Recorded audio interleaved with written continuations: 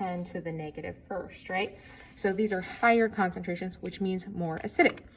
And because our human brains have some issues with these negative exponents, we have something called the pH scale that really allows us to think about things in terms of whole numbers, but it is a log scale, so everything is a power of 10 away. And we'll do the math on this in a sec, but let's just set this up into our brains.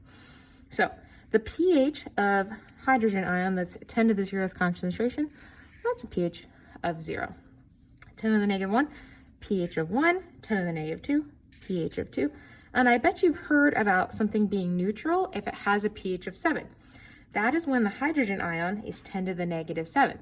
And we remember from our thoughts and ideas on the autoionization of water, Kw is equal to 1 times 10 to the negative 14th, which is equal to the concentration of hydrogen ion, which is 10 to the negative 7th, times the concentration of hydroxide ion, which is 10 to the negative 7th. So when those two things are equal, we have a neutral solution with a pH of 7. Okay, let's keep going. I bet you can guess what these are going to be. We have 12, 13, and 14. The one thing that's tricky is a lower pH is more acidic, a higher pH is more basic. So let's just go through here, talk about if something is acidic or basic based off of its pH and ion concentration. So here at neutral, I'm just going to put an X, neither. It is neutral. Okay, all of these with that higher hydrogen concentration are acidic. Okay, and then all of these down here are basic. Okay, good. So I hope that just kind of gives you a good overview. Let's talk about doing the math for this. All right, so this is our equation for pH. So the power of hydrogen is what pH stands for. And so what it is, anytime you have a P scale, it's the negative log of that thing. So all you need is a hydrogen ion concentration, you take the negative log of it, and you get the pH, okay? So let's try a problem. Our hydrogen ion concentration is 1.0 times 10 to the negative 7th. Quick question, how many sig figs does this number have? Okay, good. So hopefully you said 2 sig figs. Now I want you to solve for the pH. So pop this into here, take the negative log of it. Make sure to put parentheses around this when you take the negative log so it's pulling in that exponent. Get me a number. Okay, nice job. Hopefully you got something like the pH equals 7. And you might be wondering, do I write 7.0 for sig figs? What is going on there? Well, when we do a log, technically only the decimals to the right are significant. So we have these two. I would be surprised if the AP Chem exam asked about this, but just, you know, the 7 is really coming from this exponent up here. It's a placeholder when we take a log. A little bit crazy, but your answer should be 7.00 for the pH, okay? So let's try a slightly harder one. Let's try a problem. Let's say I only give you the hydroxide ion. Make this a little bit tougher. Hydroxide ion is going to equal, well, let's make it 2.0 times 10 to the negative 3rd mole.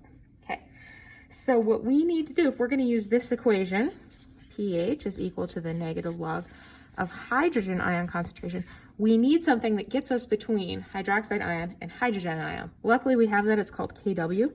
So 1.0 times 10 to the negative 14th is going to be equal to 2.0 times 10 to the negative 3rd times our hydrogen ion concentration, which we don't know yet. Okay, so take a second, solve for the hydrogen ion concentration. All right, so you should have gotten for the hydrogen ion concentration that it is 5.0 times 10 to the negative 12. So put that in there, take the negative log, solve. I got 11.30, again with those sig figs there. Nice. Okay, so I think we're doing pretty well with that. So in these types of problems, you'll either just be straight up given the hydrogen ion concentration and you need to calculate the pH, or you might be given the hydroxide ion concentration. You need to use this relationship of Kw to get the hydrogen ion and you are good to go. Now, we also have something called the pOH scale. So the pOH scale, what do you think it is? Just take a guess. What goes over here? Okay, it's the negative log of our hydroxide ion concentration, right?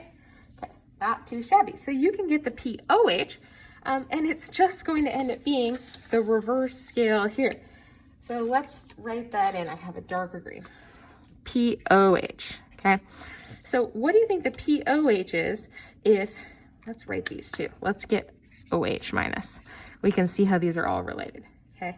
So this is going to be 10 to the negative 7th, right? And this is going to be 10 to the negative 12th, 10 to the negative 13th, 10 to the negative 14th. So if I did all these calculations with KW, this is what we would be getting. 10 to the negative 2, 10 to the negative 1, 10 to the 0, okay? See these relationships? See how these two always add up to 10 to the negative 14, right? Because if we were to multiply them together, we just get to add the exponents. So nice. So pOH here, if we took the negative log of 10 to the negative 7th, that would be 7. pOH here is going to be 12, 13, 14, 2, 1, 0. So we have the opposite thing going on here. Things are really basic at low pH, right? And really acidic at high, or low pOH, excuse me, and really acidic at high pOH. And what hopefully you're noticing here is that these add up to 14. So if somebody gives you the pH, they say, hey, something has a pH of 12. What's its pOH? Well, you should just know it's 2. They're always going to add up. Okay, so let's just do a quick pOH calculation. What can we do? First of all, let's do this. Let's say, hey, something has a pOH of, what should it be? How about 10.24?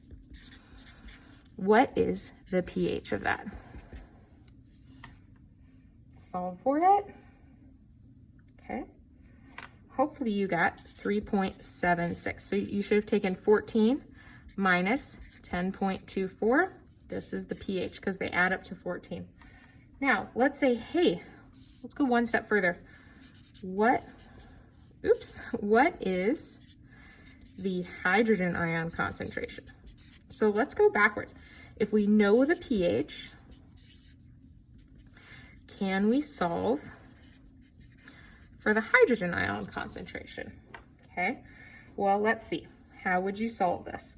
Well, we're going to move the negative to this side. So this is negative 3.76 is equal to the log of H plus. Now, what do we do with this log situation? Do you know how to deal with that? How to do the opposite of a log? Okay, this is log base 10. So what we do is we raise both sides to the 10 to the power of what's there. So 10 to the negative 3.76 is going to equal 10 to the log, which we're going to cancel. So that equals our hydrogen ion concentration. And it might be tempting to leave it just like this, but you do need to solve for that. So take 10 to the power of negative 3.76, and I got 1.7 times 10 to the negative 4 molarity. Okay, so that's how you do those calculations. And we'll keep practicing this. Okay, so let's talk about strong acids and strong bases here. We need to know our 7 strong acids. They are on your need to know sheet, but here they are. We have HCl, HBr, HI, HNO3, HClO3, HClO4, and H2SO4, sulfuric acid. So those are the 7 strong acids that you need to know.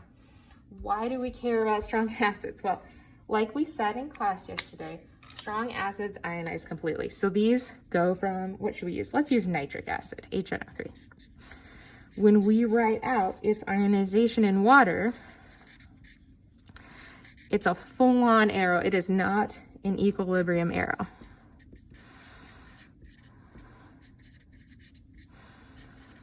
Okay, so that's the meaning of a strong acid. It's not about how reactive it is, it's just how much it ionizes in solution. So that's a strong one. So when we have strong acids, it's pretty easy to do calculations for what is the pH of this solution, okay? So here's our first question. What is the pH of a 0.040 molar solution of, let's do nitric acid, HNO3. So we're talking about the molarity of this when it ionizes in water, right? If this is 0.04, if this fully ionizes, what's the concentration of hydrogen ion in solution? Take a guess. Okay, hopefully you got that. It's the same molarity of the hydrogen ion, right? 0.04. So now that we have a number, we have a concentration of hydrogen ion, we know that pH is equal to the negative log, in this case, of 0.04. So go ahead and get a number there. Okay. I got 1.40 for my answer. Okay, let's try this with a strong base. Okay, so let's think about some of our strong bases. The really common ones to note: sodium hydroxide, potassium hydroxide, heavier alkaline earth metals, barium, strontium, calcium. Okay, so let's try this one. What's the pH of a 0.028 molar solution of sodium hydroxide? Okay, so there's some interesting things to think about here. If you're ever stuck on this kind of problem, you're just going to want to set up what this looks like when it ionizes, right? So the sodium hydroxide is going to, it's a strong base, so it's going to fully ionize into sodium ions and hydroxide ions, okay? So if we have 0.028 molar to start out with and it fully ionizes, we're going to get 0.028 molar here, 0.028 molar here. Now, we know hydroxide ion concentration, not quite enough to get us to pH. We have two options here. We can either get hydrogen ion using Kw and then go to pH, or we can use the hydroxide ion concentration to go to pOH and then go to pH. We haven't done this one before, so let's do this one, okay? So let's get the pOH of this solution. So pOH is equal to the negative log of our hydroxide ion concentration. So take the negative log of 0.028, get the pOH. Okay, I got the pOH as being equal to 1.55. So now we need to solve for the pH. So pH plus pOH equals 14. So the pH is going to be equal to 14 minus 1.55, which is, get an answer? Okay, I got 12.45. So those are the types of problems you're going to need to do. We have some tools here, right? The tools being that we can get from hydrogen ion concentration into hydroxide ion concentration and vice versa using Kw, okay?